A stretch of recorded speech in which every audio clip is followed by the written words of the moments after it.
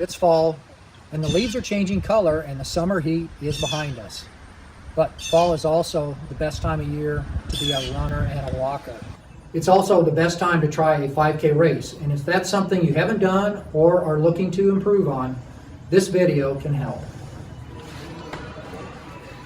No, you're good.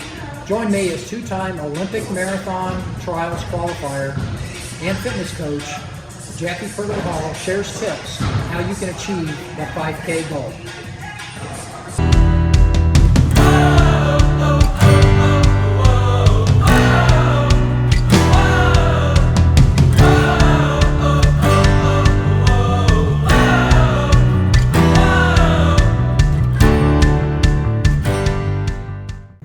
Hi, I'm Gary with Blazing New Trails, and we appreciate you being here and tuning into our channel. We're here this morning with Jackie Pirtle-Hall. Hello. And if you live in St. Louis and you're in the running community, Jackie needs no introduction. Nice. Jackie is one of the elite runners in St. Louis.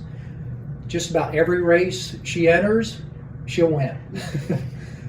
But to Jackie's credit, she is also a two-time Olympic Trials Qualifier, and she's now a fitness coach. So, Jackie, we're very pleased to have you with us here this morning, and really looking forward to what you have to say about a couch potato to 5K training program, because, you know, there's maybe a lot of people out there today that they've thought about doing a 5K, Yeah. but they just need that incentive to get up off the couch. Yes, I completely agree. Yeah, so thank you for that introduction. That was very humbling. I'm definitely a lifelong runner. First time I ran, I knew it. It's just in my blood. It's part of who I am. I love to push myself, and I love to inspire other people. So as far as a couch to 5K program goes, I believe most people, as long as you get your doctor's approval, can complete a 5K. So let's start though with, you know, maybe some of the reasons why people might want to do a 5K.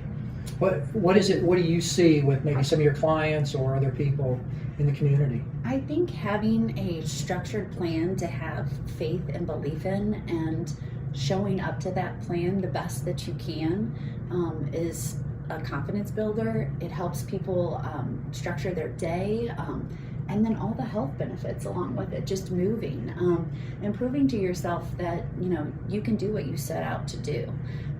It's fun. I love the social aspect of it. I am never one to miss dressing up for a Halloween race, or so it just it's just the atmosphere. And like, if you go to one 5K and you run your first 5K, you will be back. Like, you'll be sold, just because everybody is so uplifting. And it's not about demolishing your competitor. It's just about being your best on that day and giving your effort. So it's just a whole community. Everybody wins. So. And it's great you talk about some of these races and just the uplifting aspect. For me anyway, it can be so fun because it's almost like going to a concert.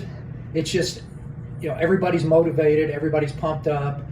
Just the energy, Yes. it's incredible. Yeah. When you say a 5K is 3.1 miles, and that distance is manageable. Yeah, and you really think about it too. Like, what distance was your first race? Probably a 5K. Like, almost Exactly. every marathoner, you run ultras. We both met each other again at Pikes Peak. Yep. We've done 50-mile races. I started with a 200 meter on the track. I thought that was long. But if you stick with it long enough, you just progress, and all of a sudden, if you desire, you can run more and more. You have to listen to your body and where you're at and what your body and your mind and your spirit needs. Even being a former elite athlete, my body needs different things on different days. And so you just have to trust in your program and your progress, and walking is okay. And taking your time to progress. If you are somebody who desires to cover the whole distance, because that's a nice challenge for you, anyone can do that too. You just have to bite off in small chunks, mentally, physically, spiritually, I believe. And I think that's a great point, because the other thing too is, if you take bigger chunks than what you can handle, it's so easy to injure yourself. And sometimes coming back from an injury it takes a long time, and it's really frustrating. Right. And so as I have gotten older, I have had to manage my mileage, how much intensity I do. I'm not the same athlete that I was. That's okay. I can be just as competitive. I just have to be smarter about it. So, which is why I've done a career switch, and I'm now a strength and conditioning coach along with a running coach, because I know how important it is to develop a strong core, to have balance, to have stability, pelvic stability. You're basically like loading your body 6 times or more with each step. And so I work a lot with runners ages 10 to, I have a client who is almost 80 on just developing that strong trunk and core so that they can continue to do what they love. And like that's the thing. You're going to fall in love with the sport if you stick with it long enough. And I think, too, the takeaway is don't let it be an intimidation to you, because, like Jackie said earlier, taking those small chunks, it is easily attainable. All right, Jackie, so let's talk about the meat of this video and maybe why people might have tuned in. Yeah. And that's the training program. So we probably have a lot of beginners that are interested. They tuned in because maybe they thought they could do the 5K, and hopefully we've convinced them that maybe they can. And then we also may have some people that are maybe looking to progress a little bit more and maybe improve their 5K times. Yes. So if you're a beginner, what do you suggest? I would say go with 3 days a week and 20 to 30 minutes, and it should be a walk run. And so some of my people, they walk or they'll run to the next house. That's okay. And then they'll match that with a walk. If you want something specific, try to run for a minute, walk for a minute, run for a minute, walk for a minute, listen to your body. I do that for about a week to 2 weeks, and when my client starts feeling fitter, then we add a minute to the walking segment. I add a minute as we get fitter, up to 5 minutes. As soon as you can run 5 minutes straight, if you're desiring to run the whole time, that's when I then start decreasing the walking interval in half. So it would be 5 minutes, 30, and on with that. So I would say 3 days a week, just loading your tissues, no more than that really at first, because your body's going to be pretty shocked from the load. Well, I think you raised a couple really good points in that if you're starting out as a runner or walker, it's a shock to your body. Yes, I'm glad you mentioned that. Yeah. Because it doesn't know that, and that extra load it hurts a little bit. Yeah, I was going to say hurt. Discomfort. I mean, it varies with different people. Yeah. But the great thing, and I know I interrupted you. No, you're good. The great thing is that our bodies can adapt. Yes. And if you continue loading it, but loading it easily, it has that time to recover. It adapts, and you can build on that, and you can become much stronger. Just like you've done 5Ks, 10Ks, half marathons, and 50 milers. You've progressed, and you've also been careful about loading your body through each of those different events. Yeah. And the same is true with 5K and a beginner. Yeah. You're going to have to recover just as much as you, if not more than what you put into your program. So one of my favorite coaches is Dina Castor's coach, Coach V. Hill. He said there is no overtraining, there is only under recovering. And I honestly believe that. Anytime that I have gotten injured, my training may have been just thought out so well scientifically, but I look back at my lifestyle, and maybe I hit 2 concerts that week, maybe I took a trip, maybe I didn't sleep well, maybe I forgot to take my recovery drink a couple times, and that's just that accumulates, and that's what's going to send you over the edge. You get through to that first race having accomplished that, and then you can build, you can recover a little bit, and then we build on that. And I have clients who are ready to go faster. They've completed and they want to go faster. And so that's when we'll add in some interval training based on your 5K finish time. So you just get kind of with the numbers a little bit. You can also go by effort.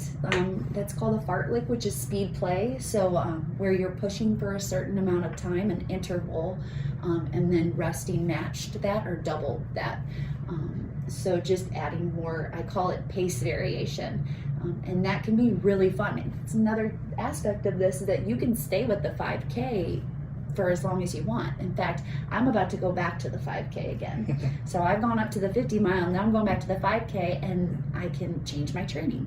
And so adding some tempo runs, which are that it's like a comfortably hard pace that you can hold for about an hour for anywhere from 10 to 30 minutes. That's really going to help your body buffer the lactic acid that it produces as you run. And that's really the meat and potatoes of any aerobic event, is that lactic acid tempo type running. The intervals are going to get your leg turnover, your speed going. It's more neuromuscular, so mind-muscle connection in good form.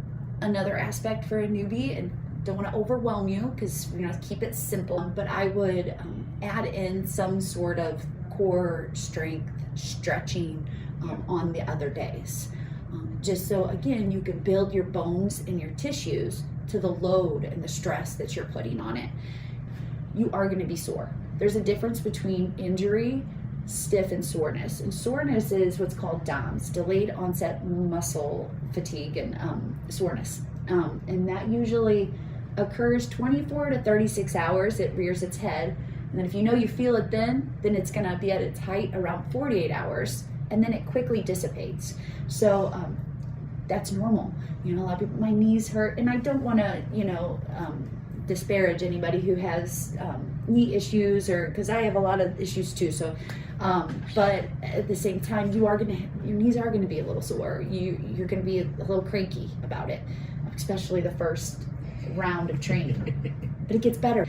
I've been running for over 30 years. I have days where I'm like, what's happening? Like, I'm barely moving. And then there's other days where I feel like Superwoman. That's part of running, and that's what keeps us coming back, is that challenge. Well, let's talk about, if you're new to running, how do you find these events? Because they must be out there. So it can be overwhelming, actually. But I'm grinning over here because any runner knows that we love to plan and like register for races. Like, it's just so funny. Like, I still do that now. Like, I had a break between clients the other day, and I was on the computer and here iconic road races to run, and I just looked up and made a whole list of all these iconic road races, like the Cherry Blossom 10 miler and the Bix, and so yeah, you can just Google it. But I first start with like just local, because I really like to be a part of my own running community. I love to see runners from my community. It just, again, like energizes me and lifts my spirit and just makes me feel so grateful that we have each other, that we're all out there working hard. It's just on a spectrum, right? So I go to stlouistrackclub.com first. Okay. They're a really good resource, really great people over there. So stlouistrackclub.com, and what they do, they have a calendar, a race calendar, and now I believe they've separated into like Big River's race calendar and then Fleet Feet's race calendar, but they're all, the local events are there. You can just go to Fleet Feet's site to get local races, or Big Rivers, but again, if you go to that St. Louis Track Club, they'll have all of them on there.